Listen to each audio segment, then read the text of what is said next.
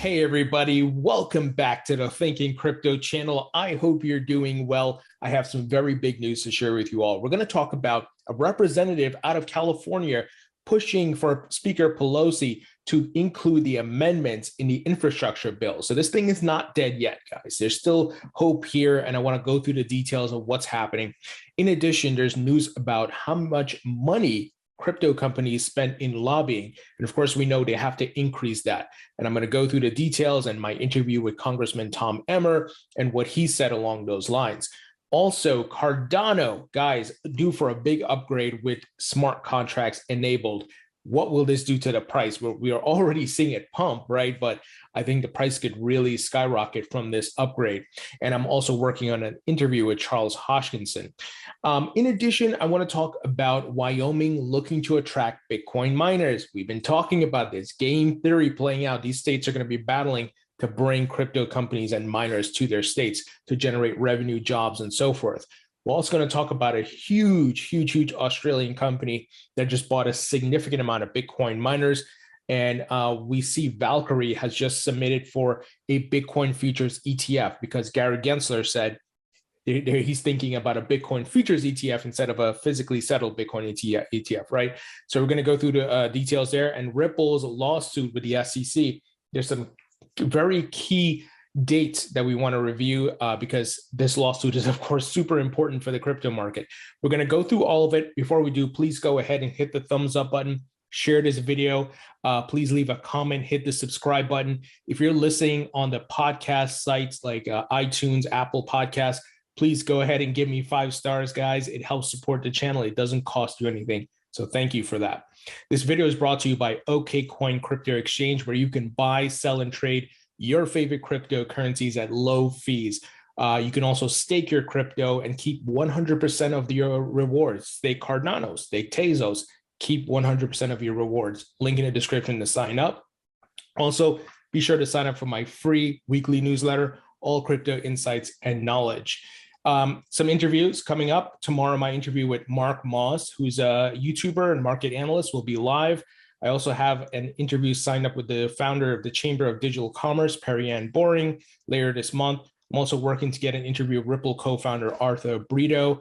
And like I mentioned, trying to get Charles Hoskinson, the founder of Cardano. So the market here, guys, if I refresh coin market cap, we're seeing a slight pullback. Remember, nothing goes up in a straight line. We saw a massive pump, and now we're going to see our respective little dip on the way up. And it's not even registering here on the Bitcoin weekly chart. If you look at the daily chart, you will see some red candles, but nothing major, right? Even with a green candle looking like it's going to break out to go up to the next leg. So nothing goes up in a straight line. You have a pump, correction, mini dip, I should say, correct, pump, dip, pump, dip, and so forth, right? And we are, of course, still in a bull market. This is the next leg up for the bull run. Now, is that 100% certainty? No, I say it's an 80% probability and likelihood that we are there, 20% that we may not be. If anyone tells you 100% guaranteed this is what's going to happen, they're lying to you. No one can predict the future. Now, guys, I want to go through a couple things here. So, Representative Anna G. Eshoo, if I'm saying that, Eshoo, excuse me, tweeted the following: "Today, I urge Speaker Pelosi to amend the cryptocurrency broker language in the Senate's infrastructure bill. The legislation imposes new reporting requirements on miners, validators, and developers of wallets who would be unable to comply with these requirements." This is great. Once again, this bill, even though we didn't get the amendments in, it's still not in its final phase of being signed. It still has to go in the checks and balances of the process of the government.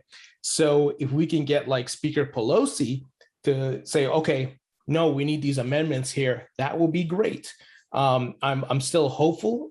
We'll see what happens, but we need more people, other folks in Congress and so forth, to step up and to say what we need to push back, right, to go through that process. So here's a letter she tweeted. This is awesome. Glad to see this is happening. And let me read just a little bit of it here. It says, "Dear Speaker Pelosi, I write to express concern regarding the tax reporting requirements for cryptocurrency brokers in the Infrastructure Investment and Jobs Act, the bipartisan restructuring infrastructure legislation recently passed by the Senate. The legislation imposes new reporting requirements on the cryptocurrency industry by expanding the definition of broker to include anyone who regularly facilitates the transfer of digital assets on behalf of another person. Such broad language encompasses not only the exchanges that provide a marketplace for trading digital assets, but also entities like cryptocurrency miners, validators, and developers of wallets. In the decentralized system of cryptocurrencies, these individuals and entities do not know who the buyers and sellers are and would be unable to comply with the broker requirements. And of course, we talked about this. This is unenforceable. How the hell are you going to know, track down all these people and see who did this at this step? It's crazy. They don't know what they're doing, right? And it's clear. We saw Ted Cruz's speech where he's like, can 5 members of this Congress or whatever panel, can you come up and say what cryptocurrencies are? It wasn't even 5. So this is what we're dealing with. And many of you who saw my interview with Congressman Tom Emmer from today, he talked about it, right? He's like, there's people with white hair like myself who don't know what the hell they're doing, right? They haven't been educated, and that's what we're dealing with. And guys, if you haven't seen that interview, I'm not saying because I want more views. I'm saying because I want you to have knowledge, and knowledge is power. Congressman Emmer, amazing, amazing man, great visionary, understands what's happening in the market, is forward thinking, understands innovation. And you can see here, he retweeted my link to the video, and he quoted himself here with saying the opportunities that crypto provides for people to be involved in the financial system are unlimited if the government gets out of the way. Yeah, absolutely, right. And this is what we've been seeing. The SEC and some of these folks are looking to do some overreach here because they want to control crypto as much as possible. So once again, definitely watch this interview with Congressman Tom Emmer. Link will be in the description. Now, something I want to go through here. This is from CNBC this morning. It says the crypto industry spent on $2.4 million. Well, it looks like they have a typo there, spent $2.4 million on lobbying during the first half of this year, according to the Center for Responsive Politics. And here's the issue. It didn't seem like it was enough. Why? We're going up against the incumbents, the big banks, the Wall Streeters, right?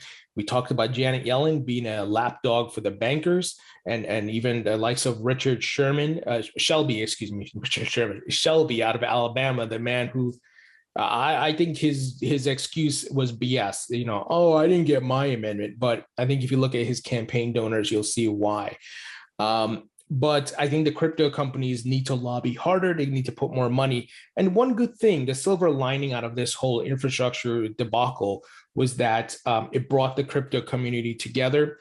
The politicians in DC saw how big this industry is and how many people are behind it. So there's some silver linings here. And Congressman Tom Emmer, I asked him this question, my interview, like, what is it going to take? Is it more advocacy, education, lobbying? He's like, yes, that's going to have to be a big part of it. So I think a lot of crypto companies have to wake up and come together, and they have to do more together. So the likes of Coinbase, I know Ripple has been lobbying very hard, Coinbase as well, and more of these companies got to come in. What's probably going to be good is that a lot of the firms that are now holding a lot of Bitcoin and crypto and are building products are probably going to start lobbying as well. So I think there's the future is bright. Once again, this doesn't kill crypto. They cannot kill crypto. Make no mistake about it. That's not hyperbole, guys.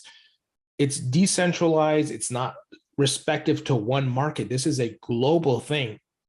And even if they try to put some very strict regulations, guess what people are going to do? Those of you who remember Monero, the privacy coins, people are going to move to that. They can't stop it, right? And there's going to be, people will move outside of exchanges. We saw sites like Local Bitcoins. It allows you to just meet up and swap Bitcoins, right? Or excuse me, if you want to buy or sell your Bitcoin, people will find a way. They cannot kill it. The good thing, I think, and a few folks have said this, is that they are trying to tax it heavily and control it, but they're not trying to kill it. But if they were ever to try to kill it, is that people will move to coins like Monero and these other privacy coins. So it's not, even as much as they try, the train has left the station. It's barreling down the tracks. They can't stop it. Let's talk about Cardano. Cardano's ADA surges as much as 22% after creator Charles Hoskinson Stokes hopes its smart contract update is imminent. So Cardano is about to get smart contract update in place, guys. The price has been pumping. We saw the alts moving really strong. Right now, Cardano is like at $1.88. And I think Cardano will perform really well. I have it in my portfolio. Not as much as maybe my other cryptos. I'm more bullish on like XRP, Bitcoin, Ethereum, but Cardano is going to do well. And we're so early in this market. There's a lot of speculation and a lot of funds that are coming in because of speculation. Not to say that there isn't any utility. There is some utility, but we're still early, right? Think about the early days of Google. They didn't have billions of people using them yet, but they were on the rise. That's kind of how we're on the rise here. We're getting adoption, but a lot of it is speculation. So I'm looking to get an interview with Charles Hoskinson. I'm in contact with the PR folks, so we're trying to get something nailed down on the calendar. So Hoskinson, who is the CEO of Cardano's developer input output HK, said Tuesday he will reveal the date of the final release of the Alonzo update on Friday. Here's a quote: "We'll be able to announce when the Alonzo hard fork is going to happen, and at that point, we'll be able to run smart contracts on Cardano." That's bullish. I like that they're getting updates here. And of course, once I get that interview locked in, I'm going to ask Charles a lot of questions. So I'll be sure to get everybody's questions they're listening. I'll put out my normal tweets and messages for you guys to submit your questions. So check this out. Wyoming is leaning into crypto in a push to attract miners and other crypto-related businesses. This was reported by CNBC. And of course, a big part of that is Caitlin Long, who I've interviewed on my channel a couple of times. I'm looking to interview her again, but she's very busy. We might get something in September or October. But as I've been saying to you guys, if you've been subscribed to the channel, you're going to see a Bitcoin mining boom in the United States, and states are going to compete to try to have folks come to their states to mine Bitcoin and set up crypto businesses. Don't listen to the people who are lying to you about Bitcoin, saying, "Oh, ignore it." Bitcoin's here to stay, and it's going to be a big part of the crypto economy. Is it the fastest, the best crypto? Absolutely not. Is it a great store of value? Hell yes. And we can see that corporations are adding it to their balance sheet, and hedge funds and investment firms are buying it.